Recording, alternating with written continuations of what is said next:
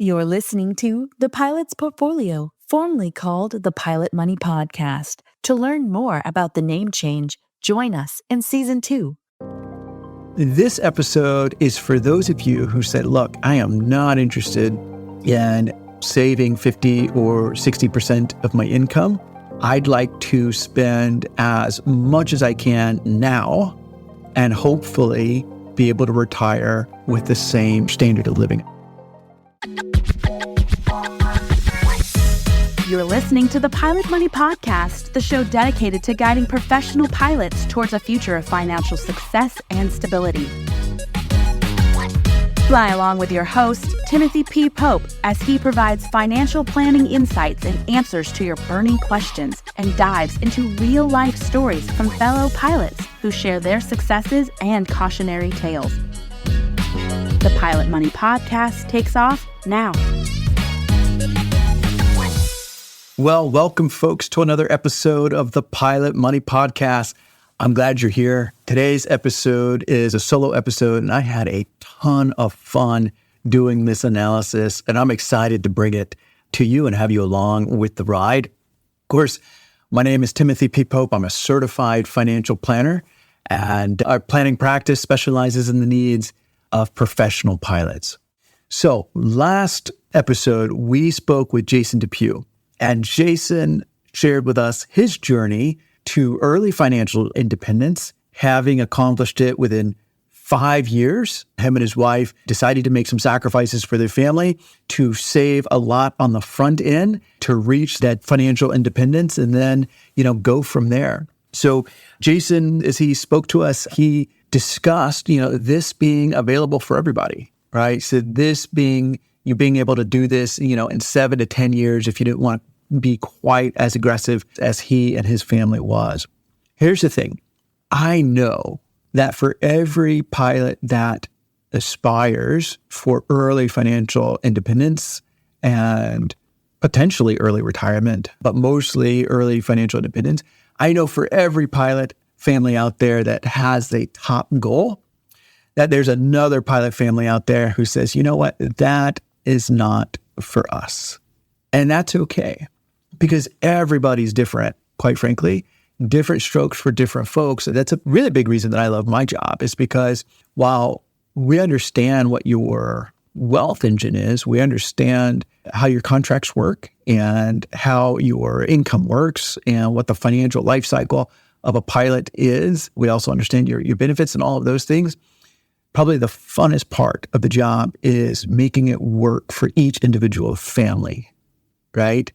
Because the details matter. And so this episode is for those of you who said, look, I am not interested in saving 50 or 60% of my income.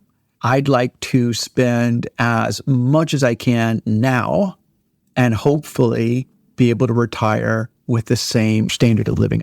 So this past contract cycle, the majors have really upped their game with their retirement contributions.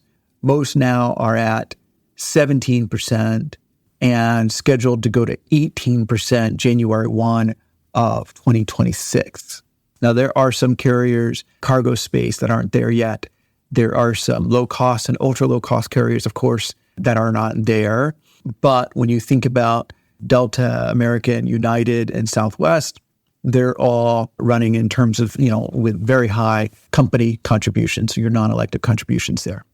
So I asked the question because I know there's more than a few of you asking yourself, man, goodness, my retirement contributions are so high. I wonder if I have to save anything myself. Can I just stay healthy, show up and fly the airplane and allow the company to contribute? And then will I be able to retire just off of those contributions? That is the question that we seek to ask and answer in today's episode. And I mentioned it before, this was a real thrill to go through this data. And some of it actually was shocked. It surprised me, which was really fun to look at. So the first thing that I'm going to do is I'm going to share the assumptions that went into this, because I'll say it here, you'll hear me say it again, the model's not perfect, but I think the lessons and the message that the model gives us is very, very useful.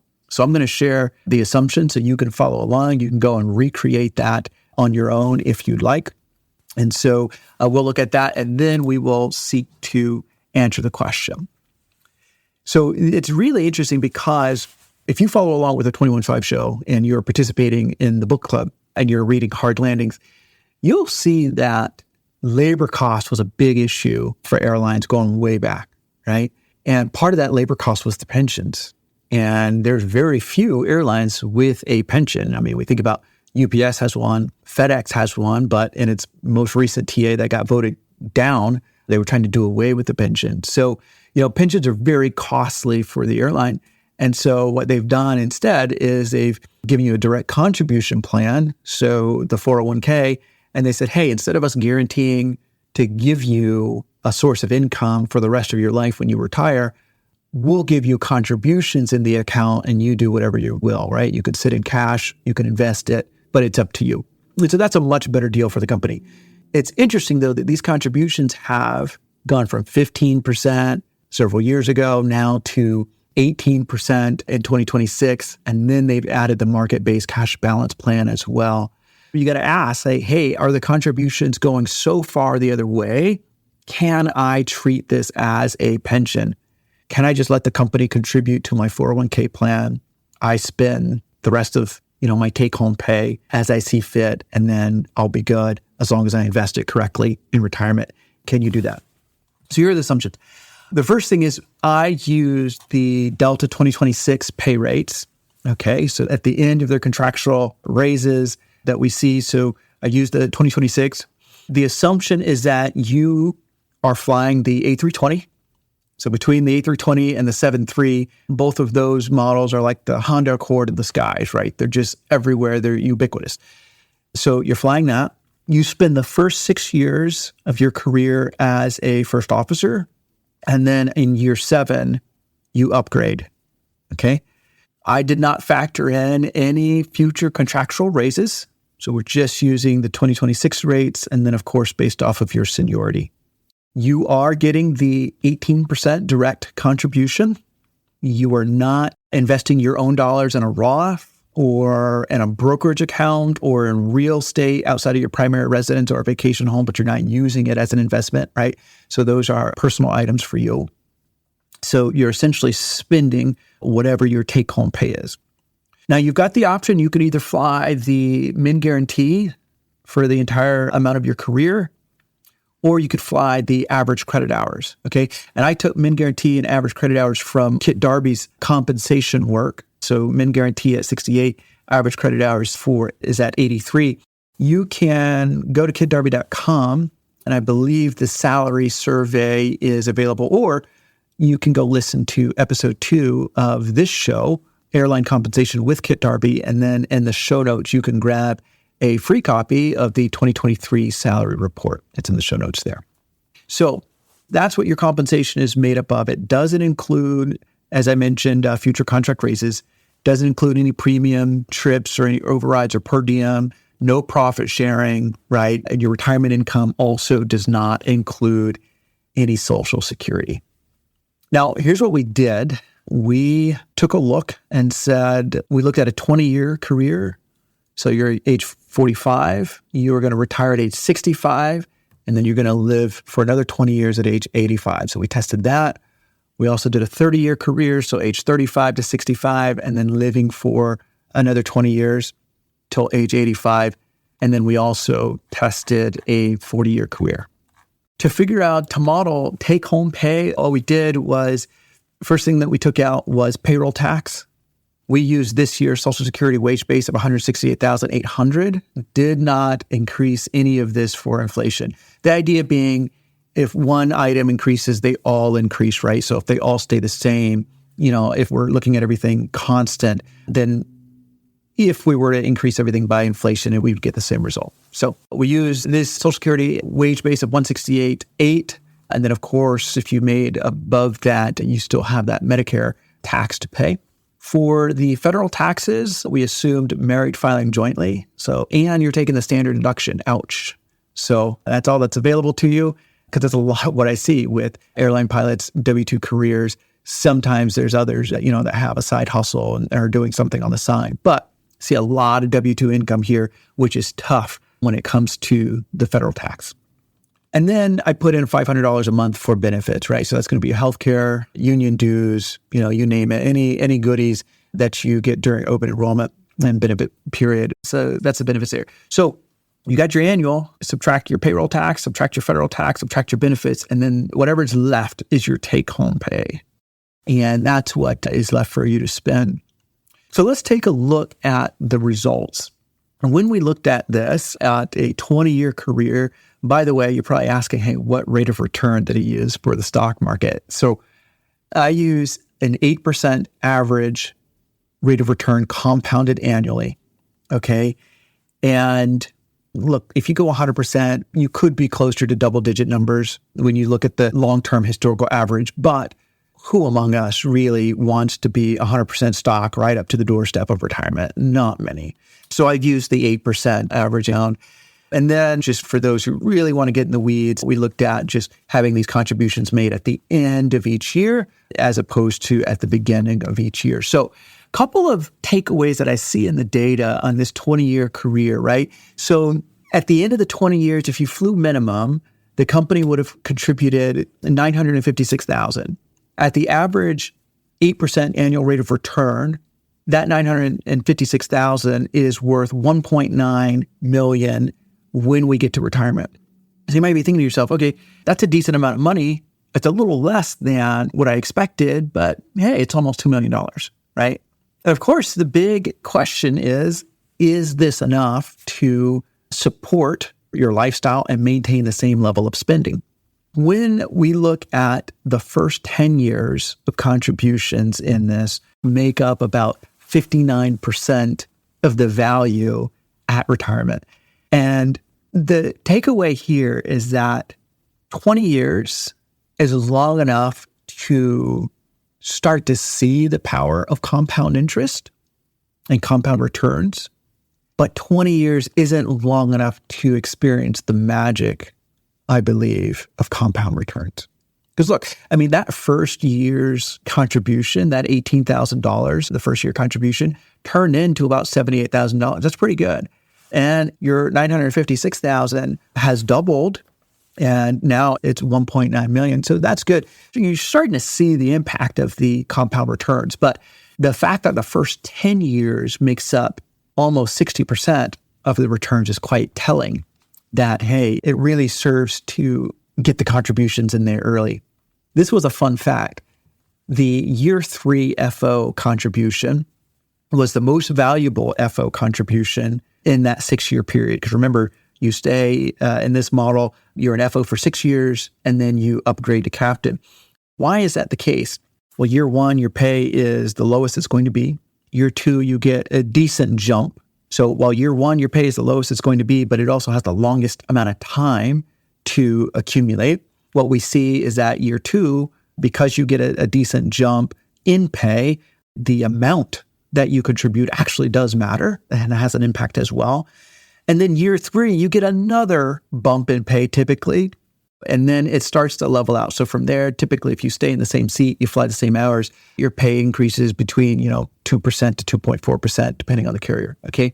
So that's year 3. So that's the most valuable contribution for FO. The biggest contribution or what it's valued at when you get to retirement is, of course, the year that you upgrade to captain, because you get a big contribution there on your captain pay. And that amount, has 13 years in this scenario to compound at 8% rate of return. And every year thereafter, those contributions just get a little less valuable because they have, a little bit less time to compound. And so I hope I didn't lose you by geeking out there a little bit. But I think the moral of the story here is that, look, the earlier you start, the better. And then the amount that you contribute also has an impact. So we get down to our 1.9 portfolio. Now we got to start thinking about taking money out of this thing. So you'll remember that to get your take-home pay, I took out payroll tax, I took out federal income tax, right? Now we got to put this back in because these company contributions are pre-tax at this point, and in this model, we kept them as pre-tax, okay? And so when you take them out, you're going to have to pay taxes on these in retirement. And so, we looked at your effective tax rate. So of course we did. I factored in all the marginal rates and so on and so forth in the year-by-year analysis. But then to get your effective, we just took out your total taxes paid over this 20-year period divided by your total taxable income, and that gives you your effective tax rate. So on the low end, if you just flew minimum, that effective tax rate was 18%. And if you flew average, the effective tax rate was 19%, okay? So again, don't confuse the effective with the marginal. So we add that back in, and what we get is we need to take out $246,000 if you flew minimum to maintain the level of spending in retirement. Or if you flew, the average, we need to take out $304,000 every year to maintain that same level of spending. What that means is portfolio 1.9 to 2.4 million bucks. Those two portfolio distribution amounts that I told you would represent a 13% distribution rate. So we asked the question, can I show up, fly the airplane, allow the company coin to take me all the way to retirement? So I'm not going to put in any of my own money and just rely on that 18% contribution. And will I be able to retire and maintain my current level of spending, my current lifestyle? And at a 13% distribution rate, the answer is no. No, we wouldn't be able to do that. That's not going to work. That's not going to take you out to 85 for sure. And here's what I know about people. You may say, well, Tim, when I get to retirement, what I'm spending on is going to change and so forth. And that's true. What you're spending on is going to change. But I've not had one client come to me and say, hey, when I get to retirement, I want to decrease my standard of living. Nobody says that. All right. So what you're spending on may change, but the fact that you'd want to maintain your standard of living typically does not change. And we'll talk more about behavioral things probably at the end. So that's the 20-year. The answer is not at a 13% distribution rate. That's not going to work. Then we get to a 30-year career. Okay, so we did the exact same analysis. So average take-home pay that you're spending on a 30-year career, if you only flew minimums, was $263,000, and if you flew the average, was $324,000. Okay, the first 10 years of company contributions made up 50% of your retirement portfolio value. So over the 30-year period, the company would have put in $1.8 million into your retirement account. And after 30 years of 8% compounded annual growth, that becomes $5 million if we're flying minimums. And if we're flying average, company puts in $1.8 million, and that becomes $6.1 million at retirement after the 8% average annual returns. Okay. But the first 10 years, though, represents 50% of that, 49.5%. So what that's saying is up 1/3 of the time represents half of the value. Again, I think it just drives that point home to start early and allow compounding to take its place. And I do think 30 years is really where we start to see that magic of compound returns, okay? Because in the last, when I told you on the 20-year, that first $18,000 contribution turned into about $78,000. Here on the 30-year, that $18,000 contribution turned into $168,000. That famous year 3 contribution that I told you about, the year 3 FO contribution, in the 20-year model, that $32,000 contribution turned into $119,000, almost $120,000. And in the 30-year model, that $32,000 contribution turned into $258,000, okay? So we're really starting to see the impact of compound returns, uninterrupted compound returns over a long period of time. Now, with your average take-home pay, once we throw back in the effective tax rate on this 30-year example, on the low end, it was 19%. If you flew average, it was 20%. Once we throw that back in, we're looking at a portfolio distribution of $263,000 if you flew minimums and $324,000 per year if you flew average. That's a 5% distribution rate out of your portfolio. Here's where I was a little surprised. And on my spreadsheet, this is coded orange for maybe. The 13% is coded red for no. This one's coded orange for maybe, okay?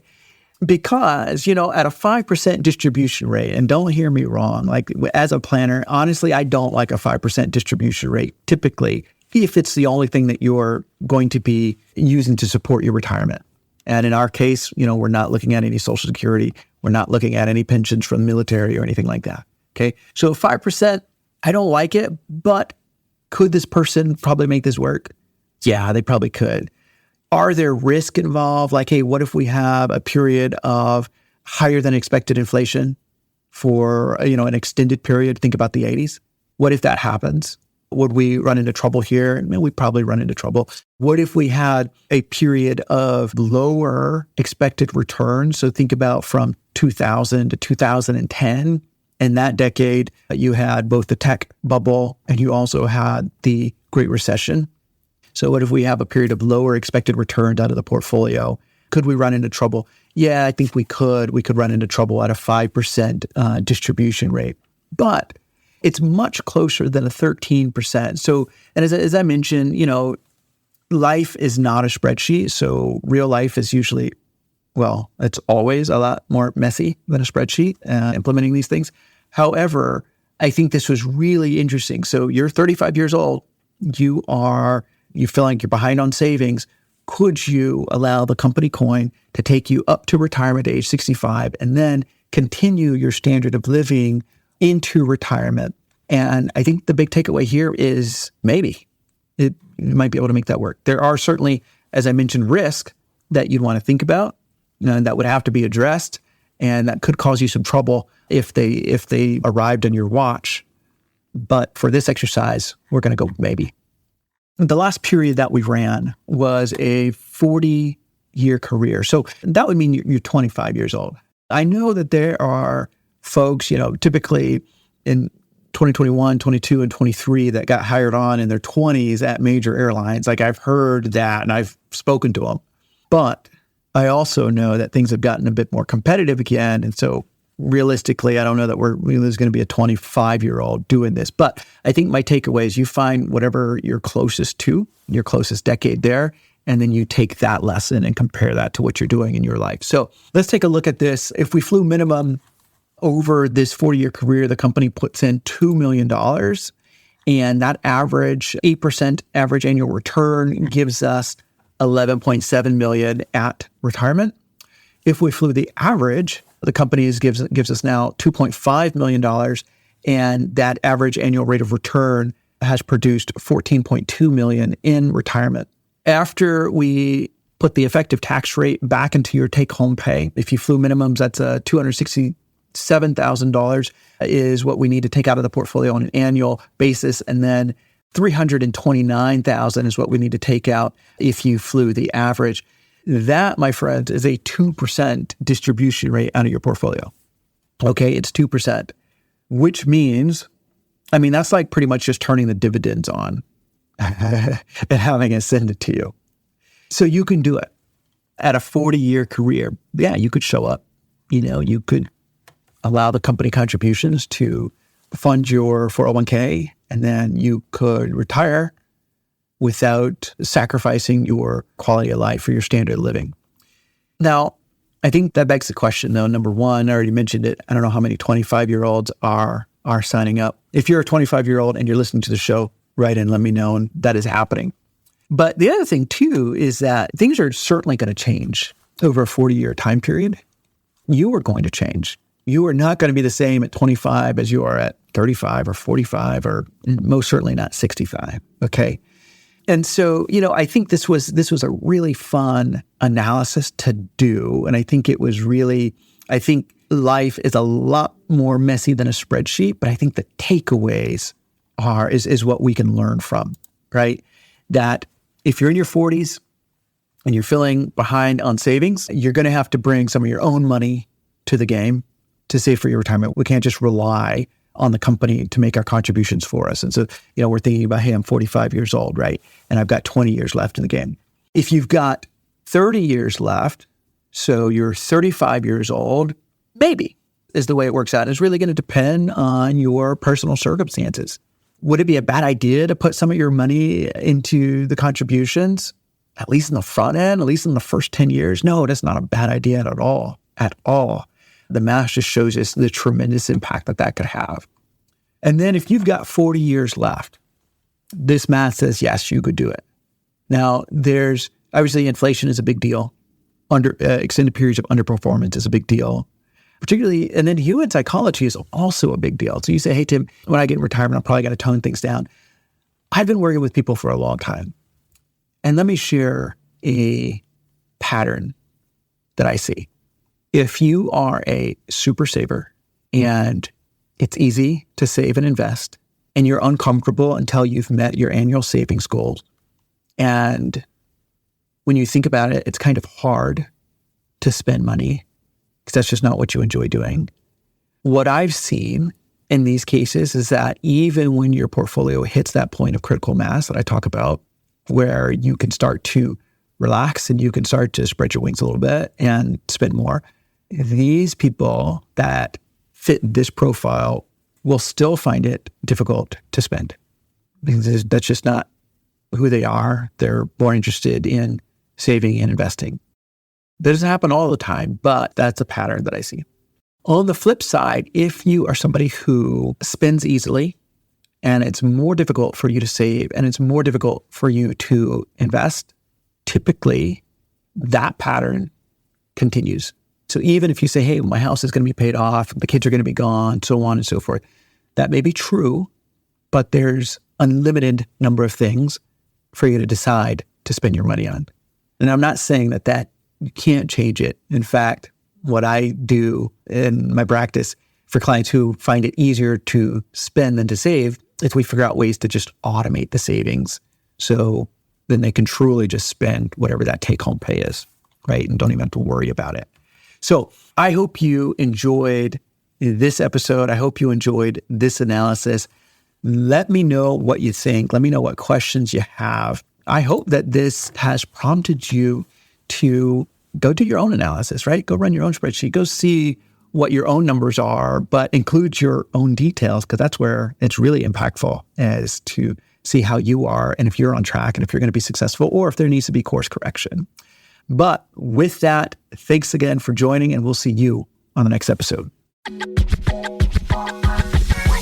Thank you for joining this episode of Pilot's Portfolio. If you found this information helpful, spread the word and share it with a Pilot buddy. Or if you have questions and there's something that you would like to hear discussed on the show, send us an email. You can find the address in the show notes. For those of you who are ready to learn how we help professional pilots with their financial planning needs, schedule an appointment. Until next time, keep the shiny side up, and we'll see you on the next episode.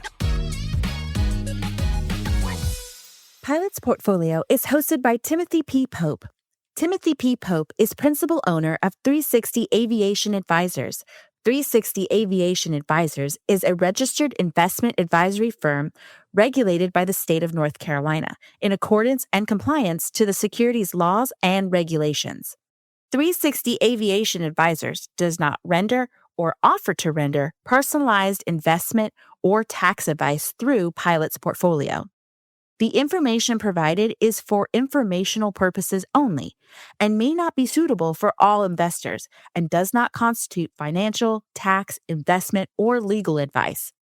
All investments involve a degree of risk, including the risk of loss.